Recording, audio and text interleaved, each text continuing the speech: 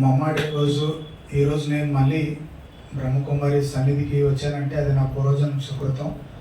2000 సంవత్సరంలో నాకు మొట్టమొదటిగా బ్రహ్మకుమారిస్తో పరిచయం ఏర్పడింది, పిలుపు అందింది. ఈరోజు 25 సంవత్సరాల తర్వాత మళ్ళీ బొబ్బిల్లో మన సెంటర్లో పెట్టడం నిజంగా నాకు ఒక తెలియని అనుభూతి. ఒక 25 ఇయర్స్ అంటే మనం సిల్వర్ జూబ్లీ చెప్తాం కదా, ఈ ప్రయాణం ఎలా ఉందో కూడా మీకు చెప్తాను. అంటే ఒక తల్లి ఉద్దిలోకి తిరిగి మనం తల్లి ఆశీర్వాదం తీసుకున్న తర్వాత తిరిగి 25 ఇయర్స్ తర్వాత ఆ కొడుకు స్థానానికి చేరి మళ్ళీ తల్లి దగ్గరికి వస్తే ఆ తల్లి ఎంత ఆనందపడుతుందో ఆ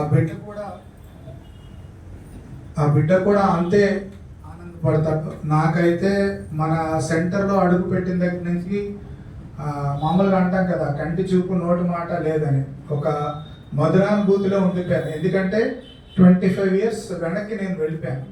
నేను డిగ్రీ చదువుతున్నప్పుడు స్టడీస్ మీద కాన్సన్ట్రేషన్ కోసం లేదా ఏదైనా సాధించాలి అనే ఒక పట్టుదలతో మా తండ్రి గారిని అడిగాను, డాడీ మెడిటేషన్ చేస్తే బాగుంటుందట, మెడిటేషన్ చేస్తే ఏదైనా సాధించగలుగుతామట, మన లక్ష్యాన్ని సాధించగలుగుతామట, మీకు ఏమైనా తెలిస్తే నాకు పంపించండి అంటే మా తండ్రి గారు తీసుకొచ్చి బ్రహ్మకుమారి సెంటర్ కమ్మవీధి విజయనగరంలో నాకు తీసుకెళ్ళారు. ఆ రోజు కళాకృతి అనే ఒక కాంపిటీషన్లో అక్కయ్య గారు విజయనగరం జిల్లాలో కండక్ట్ చేశారు. ఆ కళాకృతి కాంపిటీషన్లో నాకు ఫస్ట్ ప్రైజ్ వచ్చింది. నాకు బెస్ట్ యూత్ అవార్డు ఇచ్చారు. ఆ మొమెంటో ఇప్పటికే నా దగ్గర ఉంది. ఒక ఫరిస్తా సింబల్లో ఆ మొమెంటో ఉంటుంది. ఆ తర్వాత ఏం జరిగిందంటే ఒక సొసైటీలో ఒక ఉత్తమ సంస్థ ఏదైతే ఉందో ఆ సంస్థ బెస్ట్ యూత్ అన్నారంటే నిజంగానే నేను బెస్ట్ యూత్లా ఉండాలి కదా, అవార్డు తీసుకుంటే సరిపోదు నిజంగా. సో నా నడవడిక మార్చుకున్నాను. ఆ రోజు నాకు తొలి అడుగు పడింది. తర్వాత పాండిచ్చేరిలో యూత్ ఫెస్టివల్ జరిగినప్పుడు ఆంధ్ర తరఫున ఒక 2 వెళ్ళాం, అందులో నేను ఒకడిని. అక్కడ ఏపీజే అబ్దుల్ కలాం గారు, మన మాజీ రాష్ట్రపతి గారు వచ్చారు. ఆయన్ని కలవడానికి అందరం వెళ్ళినప్పుడు అక్కడ చాలా మంది నిలబడి ఉన్నారు గవర్నర్ గారు బంగ్లాలో. ఆయన ఇలా ఇలా అని 2 పిలిచారు. ఒకటి నేను, ఇంకొకటి చిన్న పిల్లవాడు. అంతమందిలో మా 2 పిలిచి ఆయన పక్కన నిలబెట్టుకొని ఆటోగ్రాఫ్ ఇచ్చి ఏం చెప్పారో తెలుసా? You know why I called these 2 people only అని అడిగారు. Because youth and children are the future of India అని అన్నారు. అంటే మిమ్మల్ని మీకు తెలుసా ఇంతమందిలో నేను వీళ్ళిద్దరినే ఎందుకు పిలిచాను? ఒక యువత, ఒక చిన్న పిల్లవాడు, వీళ్ళిద్దరే దేశానికి భవిత. వీళ్ళిద్దరూ మారితే, వీళ్ళిద్దరూ సన్మార్గంలో ఉంటే, వీళ్ళిద్దరూ మంచి సంకల్పాలతో ఉంటే మన భారతదేశానికి తిరిగి ఉండదు అని ఇండైరెక్ట్గా ఆయన ఏం చెప్పారు? మీ నడవడిక బాగుండాలి, మీ నడత బాగుండాలి అని మమ్మల్ని హెచ్చరించారు. మరింత బాధ్యతగా ఆ రోజు నుంచి అనుదినము ఒక్కొక్క మెట్టు ఎక్కుతూ వచ్చాం. అయితే కష్ట సుఖాలు అనేవి అందరికీ కామన్. మనం మామూలుగా అంటాం కదా, ఆనందంగా ఉంది అంటాం, సంతోషంగా ఉంది అంటాం, కోపం వచ్చింది, బాధ వచ్చింది, కష్టం వచ్చింది అంటే మనలో లేనిదేదో మనలో ప్రవేశించి మళ్ళీ వెళ్ళిపోతుంది. ఆ టైంలో మనల్ని ఎలా మనం బ్యాలెన్స్ చేసుకున్నాం అనేది ముఖ్యం. సో ఇలాంటి కష్టకాలాలు మనం అన్ని దాటుకుంటూ మన ప్రయాణాన్ని కొనసాగిస్తున్న సమయంలో మళ్ళీ దేవుణ్ణి మనం వదిలేసిన దేవుడు మనల్ని వదలడు. నవవిధ భక్తి మార్గాల్లో మన ప్రేమ ఎలా ఉండాలి అంటే మర్కట ప్రేమ, మర్కట భక్తిలా ఉండాలి. కోతిపిల్ల చూడండి, తన తల్లిని పట్టుకొనే ఉంటుంది. తల్లి ఇలా విసిరి కొట్టేస్తుంటుంది, పడేస్తుంటుంది, మళ్ళీ వచ్చి తల్లి మీద కూర్చుంటుంది, తల్లిని పట్టుకుంటారు. మనం కూడా మన బాబాతో అలాగే ఉండాలి. మనం ఎప్పుడు కూడా విడిచిపెట్టకూడదు. కొన్ని రకమైన భక్తి మార్గాలు ఉంటాయి. అవి ఎలా అంటే టైం. ఒక చేపలవాడు చేపలు వల విసిరినప్పుడు చేపలవాడు ఎక్కడ నిల్చున్నాడో, ఆ బోట్ ఎక్కడ ఉందో, ఆ చేపలన్నీ ఆ కిందకు వచ్చేస్తాయి.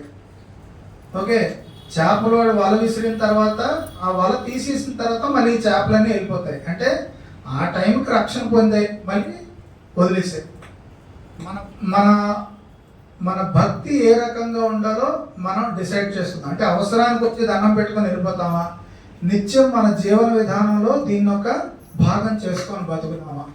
ఎందుకంటే మన నడత మన కుటుంబాన్ని, మన కుటుంబం మన సమాజాన్ని, మన సమాజం మన దేశాన్ని, వీటన్నిటిని నడిపించడానికి మనకి బాబా చూపిన మార్గం ఉంది. ఇందాక అక్కయ్య గారు మాట్లాడుతూ విమర్శల గురించి చెప్తూ ఒక మాట అన్నారు. విమర్శకులందరికీ ఒకటే సమాధానం, సైలెన్స్. ఊరుకున్నోడితో ఊరంతా చాలేరు, అవునా కాదా? ఎన్ని అనుకోండి, ఊరుకోండి, ఏమని అనగలరా? ఏమీ చేయలేరు. ఒక రిక్షా ఒక బండి వెళ్ళిపోతూ ఉంటుంది, వెనకన కొన్ని రోడ్డు మీద కుక్కలు పరిగెడతా ఉంటాయి. మీరు బండి ఆపి చూడండి, అవి ఏమైనా బండి ఎక్కుతాయా? కొన్ని బండి డ్రైవ్ చేస్తాయా? వెళ్తున్న వాళ్ళని డిస్టర్బ్ చేయడమే వాటి పని. మన మీద విమర్శలు చేసే వాళ్ళకి కూడా అంతే. సో అలా వెళ్తున్న ప్రతి ఒక్కరికి మన ఆన్సర్ చెప్పుకొని వెళ్తే ఏమవుతుంది? మన ప్రయాణం లేట్ అయిపోతుంది. మనం దేనికోసం ఇక్కడ ఉన్నాం? సతయుగ స్థాపన కోసం ఉన్నాం. మన ప్రయాణం లేట్ అవ్వకూడదు, మనం ఆగకూడదు, విమర్శకులకు సమాధానం చెప్పకూడదు, మన పని మనం చేసుకొని వెళ్ళిపోవడమే. చివరిగా బాబా అనుభూతి ఎలా ఉంటుందో మీకు చెప్తాను. నేను బొబ్బిలి వచ్చిన తర్వాత నాకు ఒక కష్టం వచ్చింది. నాకు ఇక్కడ ఎవ్వరూ తెలియదు. నేను సడన్గా బొబ్బిలి వచ్చాను. వైజాగ్ వెళ్దాం అనుకునేవాడిని, బొబ్బిలి వచ్చాను. 2 రోజుల్లో విజయనగరం నుంచి బొబ్బిలికి మొత్తం షిఫ్ట్ అయిపోయాను. నాకు ఒక కష్టం వస్తే నేను మామూలుగా సంకల్పం చేసుకున్నాను, ఎవరైనా తెలిసిన వ్యక్తి సాయం చేస్తే బాగుండు అంటే ఆ జగన్నాథుడు, మన జగన్నాథం అన్నయ్య గారి రూపంలో నాకు వచ్చి సాయం చేశారు. జగన్నాథ్ అన్నయ్య గారు మున్సిపాలిటీలో రిటైర్ అయ్యారు కదా వారు. అంటే ఆయన మళ్ళీ ఈరోజు ఇక్కడ చూసేసరికి ఓకే, ఆయన నాకు సాయం చేయలేదు, బాబా నాకు ఆయన పంపించారు అనిపించారు. అంటే మనం వదిలేసిన మనల్ని బాబా అవుతుంది, ఎక్కడో మనకి మార్గం చూపిస్తూనే ఉంటారు. నాకు కృష్ణన్నయ్య గారు వచ్చి ఆఫీస్లో కలిసి మీరు ఒకసారి రావాలి అన్నప్పుడు తప్పకుండా వస్తానండి, ఏదో కార్యక్రమంలో మనం మళ్ళీ కలుద్దాం, మళ్ళీ మన ప్రయాణం అనుకున్నాం. కానీ మాకున్న కొన్ని ఒత్తిళ్ళ వల్ల రెగ్యులర్గా రాలేకపోతున్నాం. కానీ అఖిల్ గారికి ఈరోజు మాట ఇస్తున్నాను, మీరు ఏ సర్వీస్ ప్రోగ్రామ్ అయినా, ఈరోజు నన్ను ఇక్కడ కూర్చోబెట్టి నాకు ఇది చేశారు, కానీ నా స్థానం ఇది, నేను ఎప్పుడూ సేవకుడుగానే భావిస్తాను. మన సెంటర్లో ఇదే ఫస్ట్ ఇదే లాస్ట్ అక్కయ్య, నేను ఎప్పుడైనా సేవకుడిగానే ఇక్కడికి వస్తాను. మీరు ఏ సేవలోనైనా నన్ను వినియోగించుకోండి. మన కృష్ణన్నయ్య గారి ద్వారా మీరు ఒక కబురు పెడితే నేను కంపల్సరీగా జాయిన్ అవుతాను మీతో. అలాగే మరి ఇంత ఒక యువకుడిని ఇంతలాగా ఒక డెవలప్డ్ పాత్, ఈరోజు నేను ఒక అధికారిగా ఉన్నాను, ఒక 4000 మంది ఉద్యోగులు, పెన్షన్దారులు, ఒక 110 మంది ఆఫీసర్లు మన కంట్రోల్లో ఉన్నారు, అందరికీ మంచి సేవ చేయగలుగుతున్నాం అంటే నాకు 2 దారి చూపించారు. ఒకరు అన్నపూర్ణ అక్కయ్య గారు, ఒకరు లతా అక్కయ్య గారు. ఆ సోదరులకి ఎప్పుడూ నేను నా జీవితంతో రుణపడి ఉంటాను. మరి రాబోయే రాఖీ దినోత్సవాన్ని కూడా మరి మాకు అవకాశం ఇస్తే నేను మా కార్యాలయంలో ఘనంగా చేద్దాం అనుకుంటున్నాను అక్కయ్య గారు. మీకు మరి మన సోదరి అందరికీ కూడా వేదిక నుంచి ఆహ్వానం పలుకుతున్నాను. ఆ రోజు దయచేసి మీరందరూ మా కోసం ఖాళీ చేసుకొని మా కార్యాలయానికి రండి. కొంచెం ముందుగానే చెప్పేస్తున్నాను, మీ డేట్ ఫిక్స్ చేసుకుంటారని. మీ అందరి ఆశీర్వాదం మాకు కావాలి. మాకున్న పని ఒత్తిళ్ళు అన్నీ జయించాలంటే ఒక పాజిటివ్ ఎన్విరాన్మెంట్ క్రియేట్ చేయాలి. ఇంతమంది ఫలిస్తాలు మా ఆఫీస్లో అడుగు పెడితే మాకు నిజంగా చాలా మంచి జరుగుతుంది.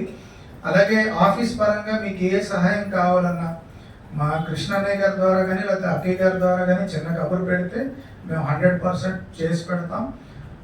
ఇక మీదట మన ప్రయాణం అంతా కూడా ఇలాగ మంచి అనుభూతులతో సాగాలని కోరుకుంటూ, మరి ముఖ్యంగా నేను ఎక్కడికి వెళ్ళినా మన మెంబర్స్ అందరికీ చెప్తాను, మనం రావడం కాదు, మన పిల్లల్ని తీసుకురావాలి, మన మనవరాన్ని తీసుకురావాలి. అప్పుడు మన సొసైటీ బాగుపడుతుంది. అయితే మీరు చెప్పారు మీరు ఒక్కలే వచ్చారండి అని అనొచ్చు, నేను ఇక్కడ ఒక్కనే ఉంటున్నాను. మా ఫ్యామిలీ షిఫ్ట్ అయిన తర్వాత కంపల్సరీ మేము అందరం కూడా సర్వీస్లో పాల్గొంటాం. ఓకే, నాకు ఇంత గొప్ప అవకాశం ఇచ్చి ఈరోజు మమ్మా డే రోజు నాకు ఇంత దీవెనలు ఇచ్చినటువంటి అక్కయ్య గారికి, నాకు ఆహ్వానించిన మన అన్నయ్య గారికి, కృష్ణ అన్నయ్య గారికి, అందరికీ పేరు పేరున, ముఖ్యంగా సెంటర్ని ఎంత గొప్పగా నిర్వహిస్తున్న అక్కయ్యలందరికీ, సేవకులందరికీ కూడా మరొకసారి బాబా గారి ఆశీస్సులు ఉండాలని కోరుకుంటూ